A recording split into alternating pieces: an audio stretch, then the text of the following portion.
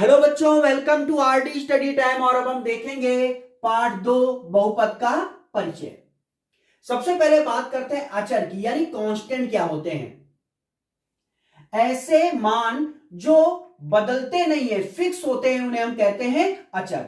जैसे संख्याएं 1, 2, 3, 4, ये जो संख्याएं हैं इनके मान कहीं भी कभी भी बदलते नहीं है, फिक्स होते हैं, तो इन्हें हम अचर कहते हैं। बात करते हैं चर की। चर यानी वेरिएबल। तो वेरिएबल क्या होते हैं, चर क्या होते हैं, देखें। ऐसे मान जो बदलते रहते हैं उन्हें हम चर कहते हैं। इन्हें हम alphabet X, Y, Z, P, Q, R, S इनसे प्रदर्शित करते हैं।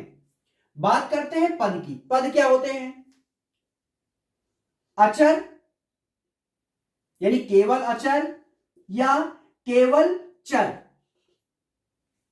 या अचर और चर का गुणा। यह गुणा कई बार हो सकता है, जैसे देखिए अचर गुणा गया चर, गुणा गया चर, गुणा गया चर, ये हो जाएगा 3 एक्स, 3 बार गुणा हो रखा है तो एक्स की घात 3। जैसे ये है पद।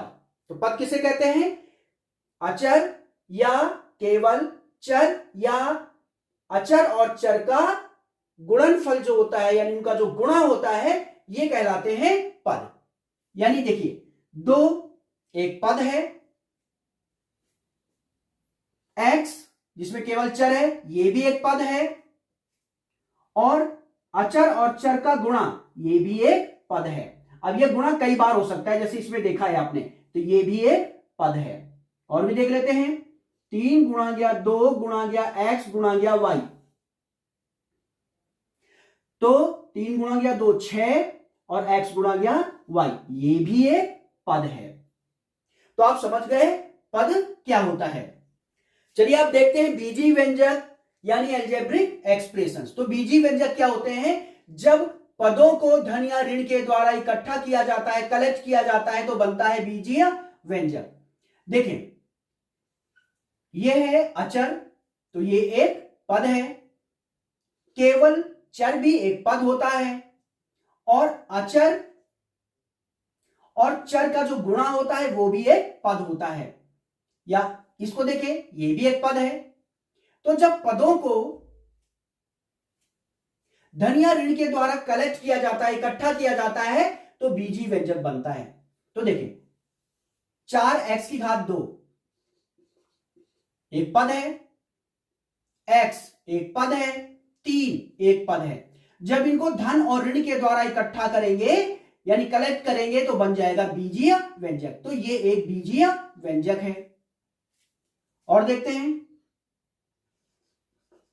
ये एक पद है, ये भी एक पद है, और ये भी एक पद है। ये पद हैं। जब इन पदों को धन या ऋण के द्वारा इकट्ठा किया जाता है, कलेक्ट किया जाता है, तो ये जो बना इसे कहते हैं बीजीय व्यंजक। तो बीजीय व्यंजक आप समझ गए। अब हम बात करते हैं पॉलिनोमियल यानी बहुपद की। ऐसे बीजीय व्यंजक जिसमें वेरिएबल यानी चर की जो घात होती है वो होल नंबर होती है, पूर्ण संख्या, उन्हें हम कहते हैं पॉलिनोमियल यानी बहुपद। समझते हैं, देखिए ये एक बीजीय व्यंजक है। 9x की घात 2 धन 3x ऋण 2, ये एक बीजीय व्यंजक है। अगर चर की जो घात है वो होल नंबर है, तो यह बीजीय व्यंजक होगा एक बहुपद यानी पॉलिनोमियल। तो देखते हैं ये पॉलिनोमियल है या नहीं। तो आप देखेंगे चर x है, इसकी घात कितनी है 2, जो कि होल नंबर है। होल नंबर क्या होते हैं, 0 1 2 3 4, ये होते हैं होल नंबर, पूर्ण संख्याएं। ये देखिए x चर है, इसकी घात 1 है। तो देखिए 2 भी होल नंबर है यानी पूर्ण संख्या, 1 भी होल नंबर है पूर्ण संख्या, तो ये होगा एक बहुपद। तो मैं आपको फिर से बता देता हूं कि बहुपद क्या होते हैं, इसको लिख लीजिए, ठीक है, आप लिखते भी रहे। ऐसे बीजी व्यंजक जिसमें चर की घात पूर्ण संख्या होती है उन्हें हम बहुपद कहते हैं, यानी पॉलिनोमियल कहते हैं। तो यह बात हो गई बहुपद की। अभी और भी एग्जांपल समझ लेते हैं। चलिए कुछ एग्जांपल समझते हैं। 9x की घात ऋण 1 धन 5, क्या ये एक बहुपद है? भाई बहुपद कैसे पता किया जाता है? जो चर होता है, चर क्या है यहां पे x, उसकी घात देखते हैं। अगर चर की घात होल नंबर यानी पूर्ण संख्या है तो यह बीजी व्यंजक एक बहुपद होगा। तो देखते हैं, इसमें चर की घात क्या है? ऋण 1। क्या ऋण 1 होल नंबर है, पूर्ण संख्या है? नहीं, तो यह बहुपद नहीं है। और एक एग्जांपल देख लेते हैं। 3x की घात 2 धन x की घात ऋण 1 धन 5, यह एक बीजी व्यंजक है। अब देखते हैं क्या ये एक बहुपद है। तो इसमें जो चर है, चर की घात देखें। देखिए चर क्या है? x की घात क्या है? 2। चर है x की घात क्या है? ऋण 1। तो 2 तो पूर्ण संख्या है पर ऋण 1 पूर्ण संख्या नहीं है, तो ये एक बहुपद नहीं होगा। अब हम देखते हैं बहुपद के गुणांक। देखिए बहुपद के गुणांक क्या होते हैं, पहले हम एक बहुपद लिख के देखते हैं। बहुपद देखते हैं, जैसे 4x की घात 2 3x धन 2, ये एक बहुपद है। बहुपद में चर के साथ जो गुणा हो रखा होता है, चर के साथ जो गुणा हो रखा होता है उसे हम बहुपद के गुणांक कहते हैं। जैसे इस बहुपद में देखें, चर x का गुणांक क्या है? 3, x का गुणांक है 3। x स्क्वायर के साथ क्या गुणा हो रखा है? 4, तो x स्क्वायर का गुणांक है 4। तो आप समझ गए बहुपद का गुणांक क्या होता है। चर के साथ जो गुणा हो रखा होता है उसे बहुपद का गुणांक कहते हैं। तो इस बहुपद के गुणांक है 3 और 4। अब ध्यान दें, ये जो बहुपद है, बहुपद में वो पद जिसमें वेरिएबल यानी कि चर नहीं होता है उसे हम कहते हैं अचर। ये अचर है, कांस्टेंट। चर क्या है इसमें? x यहां पे चर है और गुणांक मैंने आपको समझा दिया है। पद देखिए, ये जो बहुपद है इसमें एक पद ये है, दूसरा पद ये है और तीसरा पद ये है। इसमें 3 पद हैं। एक और एग्जांपल दिखाता हूं यहां पे। 5x की घात 3 धन 3x की घात 2 धन x धन 2, ये एक बहुपद है। तो ये क्या है इसमें? अचर। चर क्या है इसमें? x इसमें चर है। गुणांक क्या है इसमें? देखिए x का गुणांक, x के साथ कुछ नहीं लिखा तो x का गुणांक क्या होगा? 1। x स्क्वायर का गुणांक 3 और x क्यूब का गुणांक यानी x की घात 3 का गुणांक 5। और इसमें पद कौन है? ये पहला पद है। 5x की घात 3 पहला पद है, 3x की घात 2 दूसरा पद है, x तीसरा पद है और 2 इसमें चौथा पद है। इसमें 4 पद हैं। तो हम बात कर चुके गुणांक की, चर की, अचर की और पद की। अब हम बात करते हैं घात और बहुपद की घात। अब बात करते हैं बहुपद की घात की। एक बहुपद लिखते हैं, 4x की घात 2 धन 3x धन 4, ये एक बहुपद है। तो बहुपद की घात क्या होती है समझिएगा, जिसे हम डिग्री कहते हैं।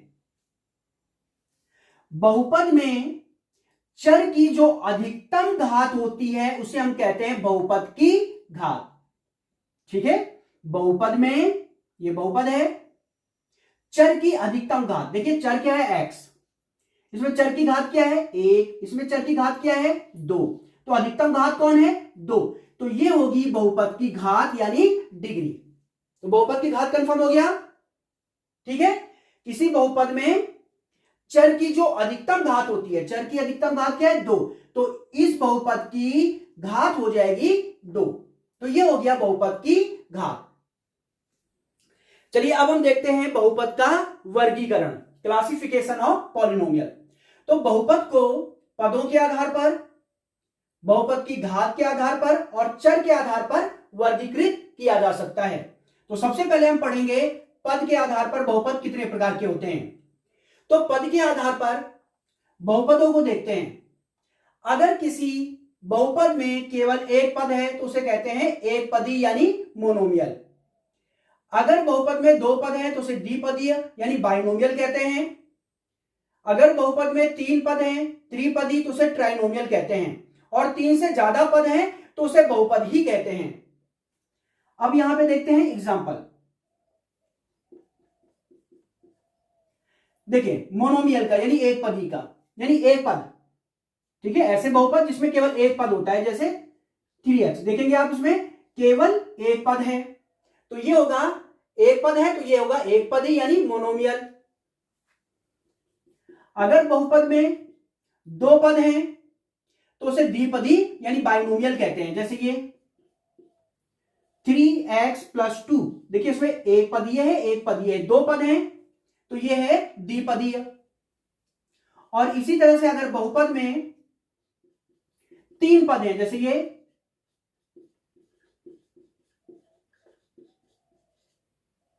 इसमें तीन पद हैं, एक पद दो पद तीन पद, तो इसे कहते हैं त्रिपदी यानी ट्राइनोमियल। अब देखते हैं बहुपद की घात के आधार पर बहुपद कितने प्रकार के होते हैं। सबसे पहले बता दूं कि बहुपद की घात क्या होती है। किसी बहुपद में चर की जो अधिकतम घात होती है उसे कहते हैं बहुपद की घात। बहुपद की घात के आधार पर बहुपद निम्न प्रकार के होते हैं। देखिए यहां पे, अगर बहुपद की घात 0 है तो उसे अचर बहुपद कहते हैं, कांस्टेंट पॉलिनोमियल। एग्जांपल से देखते हैं, जैसे 5। अब बात आती है इसमें भाई बहुपद की घात कैसे देखोगे, क्योंकि चर तो इसमें है ही नहीं। तो ध्यान दें, किसी भी संख्या के साथ एक गुणा हो रखा होता है, ये तो कंफर्म है। तो हम एक को यहां ध्यान दें, किसी भी मान की पावर 0 बराबर क्या होता है 1, ये ध्यान रखिएगा। तो हम 1 को क्या लिख सकते हैं, x की घात 0। तो आप देखेंगे x की घात 0, इसकी अधिकतम घात 0 है तो ये होगा अचर बहुपद। अगर बहुपद की घात 1 है तो उसे रैखिक बहुपद कहते हैं। एग्जांपल से समझते हैं बच्चों, 5x + 2। अब आप देखो इसमें चर क्या है x और चर की अधिकतम घात क्या है 1। तो अगर घात 1 है, अधिकतम घात 1 है यानी बहुपद की घात 1 है तो उसे रैखिक बहुपद लीनियर पॉलिनोमियल कहते हैं।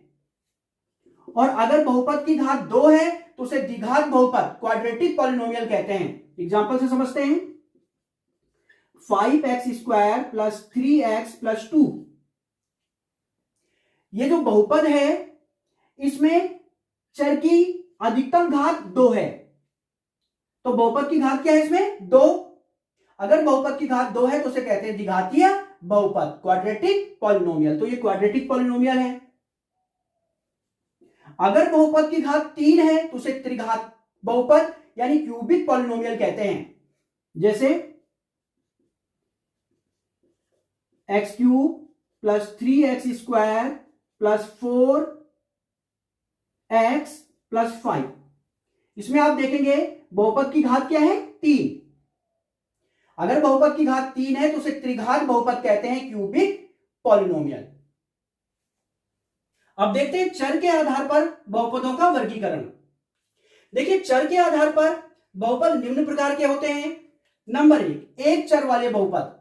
ऐसे बहुपद जिसमें केवल एक चर होता है उन्हें हम कहते हैं एक चर वाले बहुपद। जैसे उदाहरण से समझते हैं,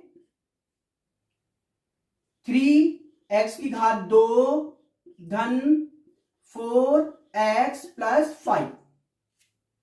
ये जो बहुपद है इसमें केवल एक चर x का यूज किया गया है, x का उपयोग किया गया है, सिर्फ एक चर है इसमें x। तो ये एग्जाम्पल है एक चर वाले बहुपद का।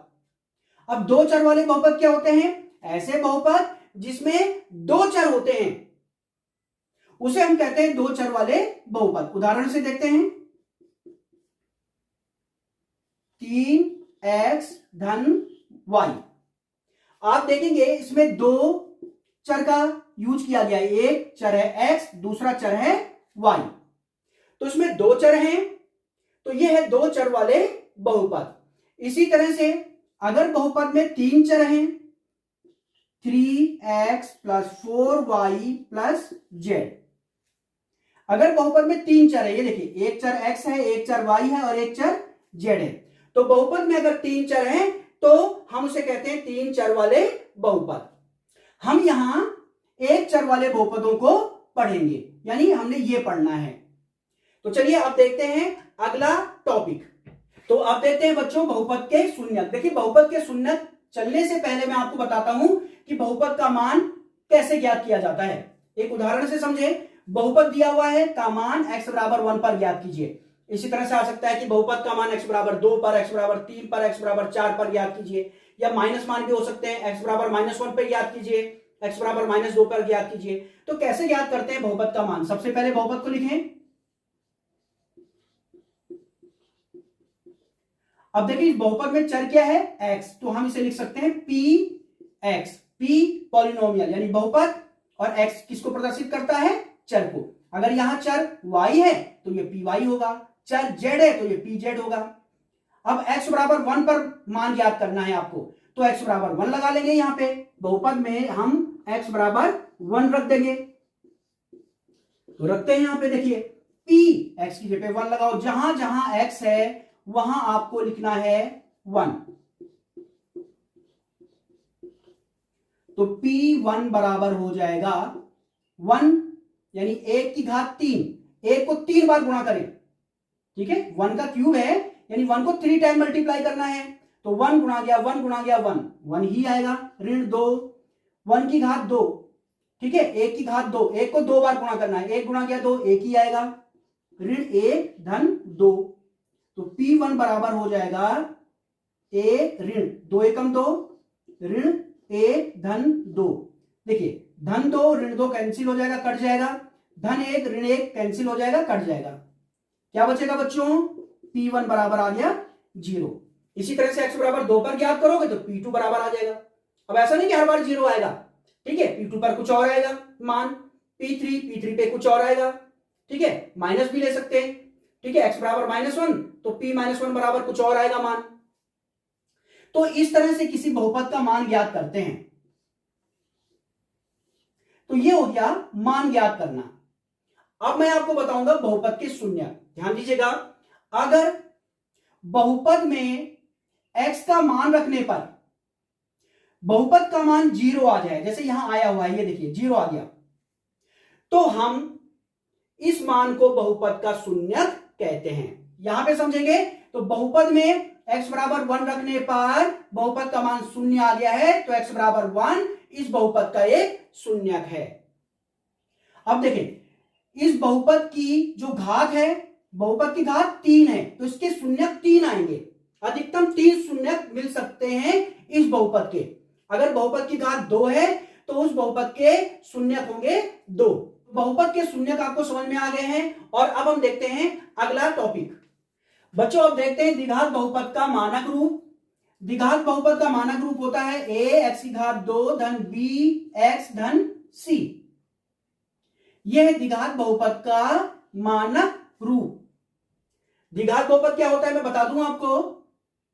ऐसा बहुपद जिसमें चर की अधिकतम घात 2 होती है उसे द्विघात बहुपद कहते हैं। तो यह है द्विघात बहुपद का मानक रूप। इसमें जो x² का गुणांक है वो a है, x का गुणांक b, और जो अचर पद है वो है c। a, b, c इस बहुपद के गुणांक कहलाते हैं। अगर कोई बहुपद द्विघात बहुपद इस तरह से है 3x⁴ धन 4x धन 5, यह कोई द्विघात बहुपद है, तो इसमें द्विघात बहुपद के गुणांक क्या होंगे देखें। आप इस द्विघात बहुपद की तुलना मानक रूप से कर दीजिए, a(x⁴ धन b(x धन c)। तो जब आप इसकी तुलना करेंगे तो देखें जो x² का गुणांक है वो a है, जो x का गुणांक है वो b है, और बाकी जो अचर पद है वो c है। तो चलिए तुलना करें यहां पे, तो आप देखेंगे x² का गुणांक क्या है यहां पे 3, क्या होगा 3 a। इसी तरह से x का गुणांक क्या है 4, क्या होगा ये b, और जो अचर पद है वो c होता है। तो इस तरह से इस बहुपद के गुणांक हमें मिल गए हैं 3, 4 और 5, जिन्हें हम a, b और c से प्रदर्शित कर लेते हैं। तो ये तो हो गई द्विघात बहुपद की बात। अब हम द्विघात बहुपद के गुणांक और द्विघात बहुपद के शून्यकों के बीच संबंध देखेंगे। देखते हैं बच्चों द्विघात बहुपद के गुणांकों व शून्यकों के बीच संबंध। इसे ध्यान से समझिएगा, इससे संबंधित काफी प्रश्न आपको प्रश्नावली में देखने को मिलेंगे। तो सबसे पहले द्विघात बहुपद लिखता हूं मैं।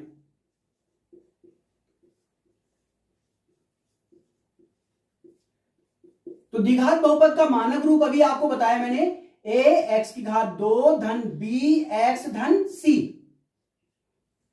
देखिए a b c ये होते हैं बहुपद के गुणांक।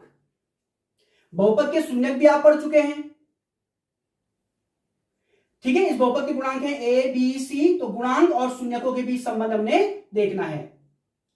अब देखिए ये द्विघात बहुपद है, ठीक है। इस बहुपद की घात क्या है 2, तो इसके 2 शून्यक होंगे। अगर हम एक शून्यक को अल्फा ले लेते हैं और दूसरे शून्यक को बीटा ले लेते हैं, तो अल्फा प्लस बीटा यानी शून्यकों का योग, शून्यकों का योग बराबर होता है माइनस बी अपॉन ए। यहां पे ए बी सी मैं आपको बता चुका हूं, ये है बहुपद के गुणांक, और अल्फा और बीटा है बहुपद के शून्यक।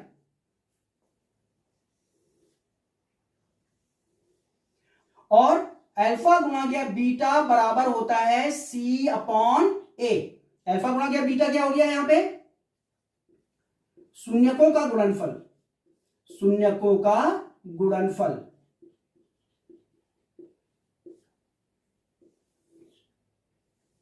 तो यह है शून्यकों और गुणांकों में संबंध। इसी तरह से त्रिघात बहुपद के गुणांकों व शून्यकों के बीच क्या संबंध होता है यहां देखते हैं। तो सबसे पहले त्रिघात बहुपद लिखते हैं। त्रिघात बहुपद, तो पहले त्रिघात बहुपद का मानक रूप लिखेंगे। जैसे द्विघात बहुपद का मानक रूप, इसी तरह से त्रिघात बहुपद का मानक रूप क्या होता है, a x की घात 3 धन b x की घात 2 धन c x धन d। a b c d ये हैं त्रिघात बहुपद के गुणांक। अगर इस त्रिघात बहुपद के शून्यक अल्फा बीटा और गामा है, तो मैं आपको बता दूं ये जो चर की अधिकतम घात है वो 3 है, यानी बहुपद का घात है 3। अगर बहुपद की घात 3 है तो इसके 3 शून्यक होंगे। एक को अल्फा ले लेता हूं, एक को बीटा ले लेता हूं, एक को गामा ले लेता हूं। तो अल्फा धन बीटा धन गामा बराबर होता है माइनस बी अपॉन ए, और अल्फा बीटा धन बीटा गामा धन गामा अल्फा बराबर होता है सी अपॉन ए, और अल्फा गुणा गया बीटा गुणा गया गामा बराबर होता है माइनस डी अपॉन ए। तो यह है गुणांकों और शून्यकों के बीच संबंध। अब देखते हैं बच्चों शून्यक ज्ञात होने पर द्विघात बहुपद। अगर आपको शून्यक ज्ञात है या शून्यकों का योग और गुणनफल ज्ञात है तो आप द्विघात बहुपद ला सकते हैं। तो शून्यकों का योग और गुणनफल हमें अगर ज्ञात है तो द्विघात बहुपद क्या होगी, देखिए द्विघात बहुपद, द्विघात बहुपद होगी x की घात 2 ऋण अल्फा धन बीटा x धन अल्फा गुणा गया बीटा। देखिए द्विघात बहुपद की समीकरण क्या होगी, द्विघात बहुपद की समीकरण होगी x की घात 2 ऋण अल्फा धन बीटा x धन अल्फा गुणा गया बीटा बराबर लग जाएगा 0। ये होगी द्विघात बहुपद की समीकरण। तो अगर हमें शून्यकों का योग और गुणनफल ज्ञात है और द्विघात बहुपद हमें लाना है, तो हम सबसे पहले द्विघात बहुपद की समीकरण ले आएंगे। जब द्विघात बहुपद की समीकरण आ जाएगी तो बराबर 0 हटा देंगे, जो भी होगा वो होगा द्विघात बहुपद। इसको एक उदाहरण से समझते हैं कि किस तरह से प्रश्न हमसे पूछे जाते हैं। तो देखें द्विघात बहुपद ज्ञात करो जबकि द्विघात बहुपद के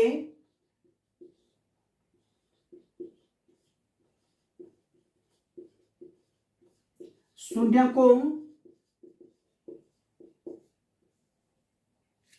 का योग व गुणनफल क्रमशः ऋण 3 व 2 हैं। इस तरह से प्रश्न आपसे पूछा जाएगा। ठीक है, हमें द्विघात बहुपद लानी है और बहुपद के शून्यकों का योग और गुणनफल हमें दिया गया है। यह है बहुपद के शून्यकों का योग और यह है बहुपद के शून्यकों का गुणनफल। तो ऐसे प्रश्न को कैसे चलेंगे? सबसे पहले मान लेंगे, माना शून्यक अल्फा व बीटा है। तो सबसे पहले शून्यक मान लीजिए, जैसे हमने मान लिया, माना शून्यक अल्फा व बीटा है। तो हमें प्रश्न में दिया गया है शून्यकों का योग यानी अल्फा धन बीटा और शून्यकों का गुणनफल यानी अल्फा गुणा गया बीटा। तो द्विघात बहुपद का समीकरण क्या होगा? द्विघात बहुपद का समीकरण। तो द्विघात बहुपद का समीकरण होगा, ये लिखा हुआ है, x की घात 2 ऋण अल्फा धन बीटा x धन अल्फा गुणा गया बीटा बराबर 0। तो सबसे पहले हम द्विघात बहुपद की समीकरण ले आएंगे भाई। x की घात 2 ऋण अल्फा धन बीटा का मान लगा दो, ऋण 3 है, ध्यान को ऋण 3। अब ऋण गुणा गया ऋण क्या हो जाएगा? धन। x धन अल्फा गुणा गया बीटा कितना है? 2 बराबर 0। तो ये मिल गया द्विघात बहुपद की समीकरण। हमें द्विघात बहुपद की समीकरण नहीं, हमें तो द्विघात बहुपद लाना है। तो द्विघात बहुपद क्या होगा बच्चों? देखिए, द्विघात बहुपद बराबर 0 हटा दीजिए तो बन जाएगी द्विघात बहुपद। बराबर 0 हटा देंगे तो हमें मिल जाएगा द्विघात बहुपद। इस तरह से x की घात 2 धन 3x धन 2, ये होगा द्विघात बहुपद। और बराबर 0 लगा देंगे तो द्विघात बहुपद की समीकरण बन जाएगी। तो इस तरह से हम द्विघात बहुपद ला सकते हैं जब हमें शून्यक ज्ञात हो या शून्यकों का योग और शून्यकों का गुणनफल ज्ञात हो। तो यह था आपके पास चैप्टर 2 का परिचय यानी इंट्रोडक्शन।